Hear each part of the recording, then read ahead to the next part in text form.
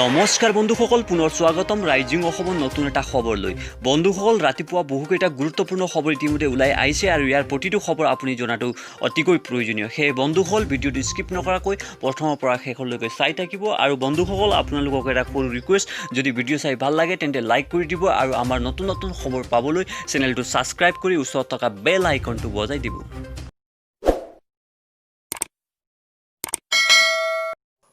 বহু প্ৰতীক্ষাৰ অন্তত ৰাম মন্দিৰৰ ভূমি পূজন যোৱাকালি সম্পূৰ্ণ কৰা হ'ল। 40 কিলোগ্ৰামৰ এটা ৰূপৰ ইটা স্থাপনেৰে প্ৰধানমন্ত্ৰী নৰেন্দ্ৰ মোদীয়ে মন্দিৰৰ শিলান্যাস কৰে। ৰাম জন্মভূমিত মন্দিৰ নিৰ্মাণ দীৰ্ঘদিনীয়া দাবী তথা প্ৰচেষ্টাৰ পূৰ্ণতাৰ দিশে প্ৰথমটো পদক্ষেপ গ্ৰহণ কৰি প্ৰধানমন্ত্ৰী মোদীয়ে কয়, এয়া ভাৰতৰ এক আৱেগিক মুহূৰ্ত, এটা দীঘলীয়া অপেক্ষাৰ আজি অন্ত হ'ল। উল্লেখযোগ্য যে বিগত 29 বছৰৰ ভিতৰত অযোধ্যাত মোদীৰ এয়া প্ৰথম পদাৰ্পণ। 1992 চনত নৰেন্দ্ৰ মোদীয়ে শপত লৈছিল যে মন্দিৰ নিৰ্মাণ হ'লে তেওঁ পুনৰ অযোধ্যাত ভৰি দিব। আজি তেওঁ নিজ হাতে এই মন্দিৰৰ শিলান্যাস কৰি নিজৰ প্ৰতিজ্ঞা পূৰণ কৰিবলৈ সক্ষম হ'ল। ৰাম জন্মভূমিৰ বিবাদিত 2.77 একৰ ভূমি মন্দিৰৰ নামত প্ৰদান কৰে দেশৰ মুখ্য ন্যায়াধীশ ৰঞ্জন গগৈৰ বিচাৰপীঠে। আনহাতে মছজিদৰ নামত পৃথকে 5 একৰ ভূমি আবণ্টন দিয়া হয়। এই ঐতিহাসিক ৰায়দানৰ পাছতে এই 3 দশকজোৰা বিবাদ তথা অনিশ্চয়তাৰ অন্ত পৰে আৰু যোৱাকালি আনুষ্ঠানিকভাৱে মন্দিৰৰ নিৰ্মাণৰ শুভাৰম্ভ কৰা হয়। এতিয়া অন্য এটা খবৰলৈ। লকডাউনৰ কবলত পৰিব পাৰিব শোণিতপুৰ জিলা। গণসংক্ৰমৰ পৰিপ্ৰেক্ষিতত জিলা উপায়ুক্ত মানবেন্দ্ৰ প্ৰতাপ সিঙে লকডাউনৰ সম্ভাৱনা ব্যক্ত কৰে। হটস্পট পৰিণত হৈছে তেজপুৰৰ গাৰুৱানপট্টি আৰু ৰবৰ বাগান। গাৰুৱানপট্টি আৰু ৰবৰ বাগান এলেকাত প্ৰায় ঘৰে ঘৰে ঘটিছে কৰোণা কাল। কোন শ্ৰেণীলৈকে প্ৰদান কৰা হ'ব আনুষ্ঠানিক শিক্ষা? চৰকাৰে প্ৰস্তুত কৰিলে গাইডলাইন। ব্যক্তিগত খণ্ডৰ বিদ্যালয়ৰ বাবেও হ'ব প্ৰযোজ্য। কৰোনা মহামাৰীৰ বাবে দেশত বন্ধ হৈ আছে বিদ্যালয়, মহাবিদ্যালয় আৰু বিশ্ববিদ্যালয়সমূহ। সমান্তৰালকৈ অসমতো বন্ধ হৈ আছে শিক্ষানুষ্ঠানসমূহ। শিক্ষাৰ্থীৰ শিক্ষাবৰ্ষ যাতে নষ্ট নহয় সেই দিশৰ প্ৰতি লক্ষ্য ৰাখি শেহতীয়াকৈ চৰকাৰে শিক্ষা প্ৰতিষ্ঠানসমূহ ছেপ্টেম্বৰ মাহত খোলাৰ যো-জা চলাইছে, যাৰ বাবে শিক্ষা বিভাগে গঠন কৰিছে 40জনীয়া কমিটি। আনুষ্ঠানিক পদ্ধতিৰে শিক্ষা আৰম্ভ কৰাৰ বাবে চৰকাৰে প্ৰকাশ কৰিছে গাইডলাইন। বহু শিক্ষাবিদৰ পৰামৰ্শ বিচাৰি গাইডলাইন প্ৰকাশ কৰিছে শিক্ষা বিভাগে। মাস্ক পিন্ধি সামাজিক দূৰত্বৰে পাঠদান আৰম্ভ কৰাৰ বাবে আগবঢ়োৱা হৈছে প্ৰস্তাৱ। সকলো শিক্ষক কৰ্মচাৰীয়ে 30 আগষ্টৰ ভিতৰত কৰাব লাগিব কৰোনাৰ টেষ্ট। 15 দিনৰ মূৰে মূৰে শিক্ষানুষ্ঠান চেনিটাইজ কৰিব লাগিব।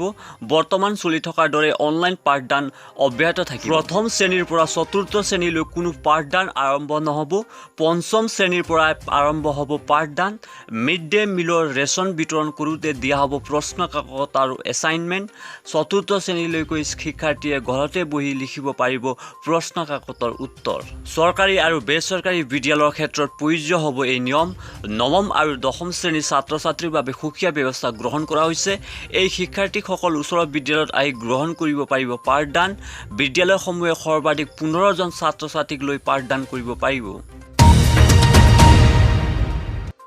এতিয়া অন্য এটা খবৰলৈ। নাগৰিকত্ব সংশোধনী আইন কেতিয়াও নামানো, কাৰ প্ৰসংগ আহিলে পুনৰ বিৰোধিতা কৰিম ক'লে জুবিন গাৰ্গে।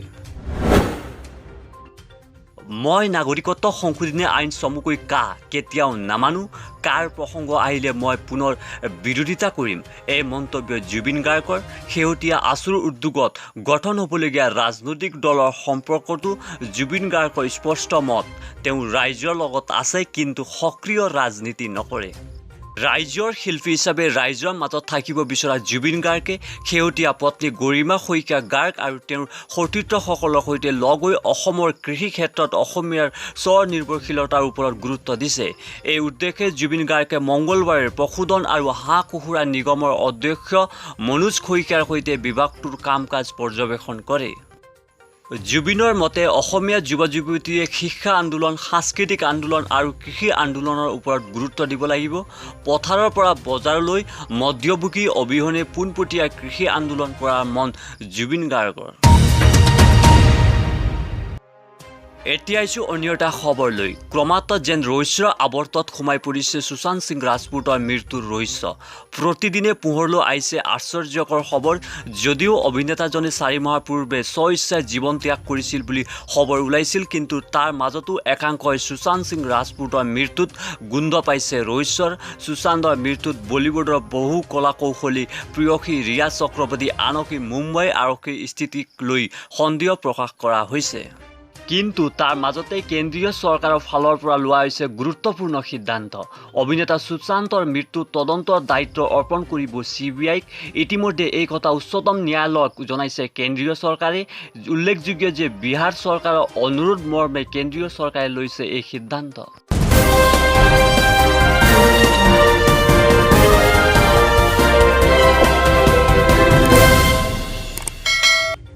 এতিয়া আহিছোঁ অন্য এটা গুৰুত্বপূৰ্ণ খবৰলৈ কোভিড-19 সংক্ৰমণ ৰোধ কৰাৰ ক্ষেত্ৰত যিসমূহ দেশে কিছু পৰিমাণে সফলতা অৰ্জন কৰিছে সেইসমূহৰ তুলনাত কোভিড টেষ্টিঙৰ ক্ষেত্ৰত যথেষ্ট পিছ পৰি আছে ভাৰত এই কথা প্ৰকাশ কৰিছে বিশ্ব স্বাস্থ্য সংস্থাৰ মুখ্য বিজ্ঞানী সৌম্য স্বামীনাথনে তেওঁ কয় যে এতিয়ালৈকে কোভিড-19ৰ 28টা ভেকচিনৰ প্ৰাৰ্থী আছে ইয়াৰে 5টা দ্বিতীয় পৰ্যায়ৰ ক্লিনিকেল ট্ৰায়েলত প্ৰৱেশ কৰিছে আনহাতে বিশ্বজুৰি 150টা ভেকচিন প্ৰি ক্লিনিকেল ট্ৰায়েলৰ পৰ্যায়ত আছে জাৰ্মানী টাইৱান দক্ষিণ কোৰিয়া জাপান আদিৰ দৰে দেশসমূহে টেষ্টৰ ক্ষেত্ৰত ভাৰতৰ তুলনাত যথেষ্ট ভাল কাম কৰি আছে আমেৰিকাও যথেষ্ট সংখ্যক টেষ্ট সম্পন্ন কৰিছে তেওঁ লগতে কয় যে আমাৰ প্ৰতিটো ৰাজহুৱা স্বাস্থ্য বিভাগে প্ৰতি 10 লাখ বা প্ৰতি 1 লাখ লোকৰ বিপৰীতে কিমান টেষ্ট কৰাইছে সেই ক্ষেত্ৰত উল্লেখনীয় নিৰ্দেশন দেখুৱাব লাগে যথেষ্ট সংখ্যক টেষ্ট নকৰোৱাকৈ কোভিডৰ সৈতে যুঁজ কৰাটো চকুত কাপোৰ বান্ধি যুঁজ কৰাৰ দৰে বুলি তেওঁ ভাবে